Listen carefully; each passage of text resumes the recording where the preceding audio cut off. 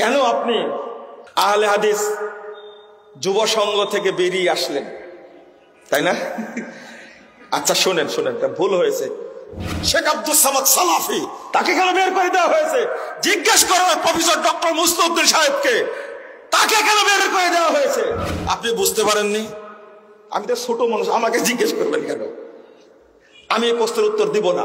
এখনো যদি বলতে শুরু করি, প্রত্যেকটা প্রেক্ষাপট বলা শুরু করি, অনেক কিছু বলতে পারবো, কারণ আমাদের চোখের সামনে সব ঘটেছে, আমরা সব জানি। আমি বলবো যে যারা এগুলো কথা বলছেন আমাদের মুখ খুলিয়েন না, আমরা চুপ থাকতে চাই, আমরা কারো বিষোদ্গার করতে চাই না। আহলে হাদিস আন্দোলন বাংলাদেশ আহলে হাদিস যুব সংঘ কখনোই কারো ব্যাপার নিয়ে এত নাক গলায় না। আত্মাহারিক টিভি, ওহির আলোয় উদ্ভাসিত জীবনের জন্য। বর্তমানে একটা কথা আমাদের মাঝে, আমাদের যুব সংঘের ভাইদেরকে বিভ্রান্ত করছে কিছুটা।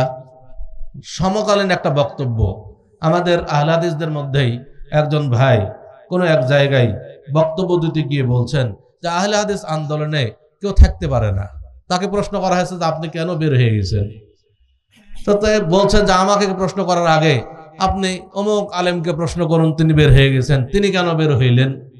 অমুক আলেমকে প্রশ্ন করুন, তিনি কেন বের হইলেন? আরেকজনকে প্রশ্ন করুন, তিনি কেন বের হলেন? এই প্রশ্ন, এই কথাগুলো বলে চরম মিথ্যাচার করেছেন আহলে হাদিস আন্দোলনের নামে। আহলে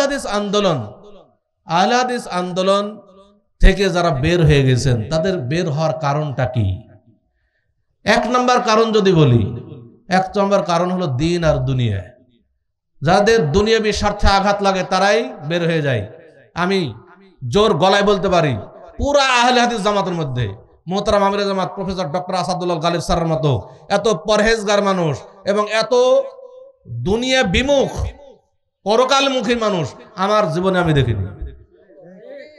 অতএব তার ব্যাপারে, তার কাছে আমাদের সমস্যাই হলো কোন জায়গায়, যখনই আমরা যাই তখন আমাদের দুনিয়াবি কোনো কিছু দেখলে তিনি আমাদেরকে বলে নাই তুমি এটা করেছো কেন? কারণ এটা যদি আমার হাতে ঘা লেগে যায় তাহলে তো সমস্যা। আমাকে বুঝতে হবে যে তিনি যা বলছেন আমার পরকালের জন্য বলতেছেন, তিনি যা বলছেন আমার জান্নাতের পথ ঠিক রাখার জন্য বলতেছেন, তিনি নিজের স্বার্থে বলেননি। কিন্তু যখনই আমি মনে করছি যে আমি একজন আলেম মানুষ, আমার বক্তৃতা টাকা পয়সা নিয়ে বক্তৃতা দিচ্ছি, আমাকে বলছে তুমি টাকা পয়সা চাও কেন? এই কথা বললি আমার হাতে ঘা লেগে গেল, তাহলে তো চলবে না। দুই নম্বরে বলবো, যে এই কথাটা বলেছে আমি বলবো যতজন আলেমের নাম করেছেন উনি সবাইকে যদি একে একে আপনারা প্রশ্ন করবেন, সবার বের হওয়ার পিছনে যিনি বলেছেন তিনি একটা বড় কারণ। যতজন বের হয়েছে সবার বের হওয়ার পেছনে তিনি অন্যতম বড় কারণ। এবং তার বের হওয়ার পরে আরেকটা জিনিস দেখবেন, তিনি যখন বের হয়ে গেলেন তারপরে আর একজনও বের হয়নি। তার কারণ হলো কি? তিনি সবচেয়ে বড় কারণ ছিলেন বের হওয়ার পেছনে। এটা আপনারা তদন্ত করে দেখবেন, আমার কথা, এটা বাস্তবতা।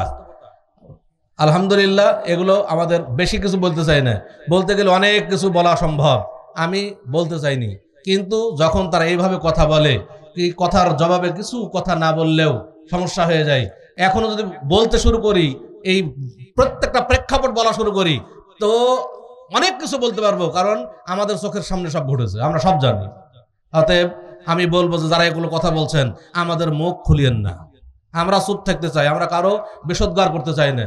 আহলে হাদিস আন্দোলন বাংলাদেশ আহলে হাদিস যুব সংঘ কখনোই কারো ব্যাপার নিয়ে এত নাক গলায় না। যারা গেছে আমরা মনে করি তারাও কাজ করুক, তারা যদি কাজ করে আলহামদুলিল্লাহ, তারা কাজ করলে আমাদের কাজ কমে যাবে ইনশাআল্লাহ।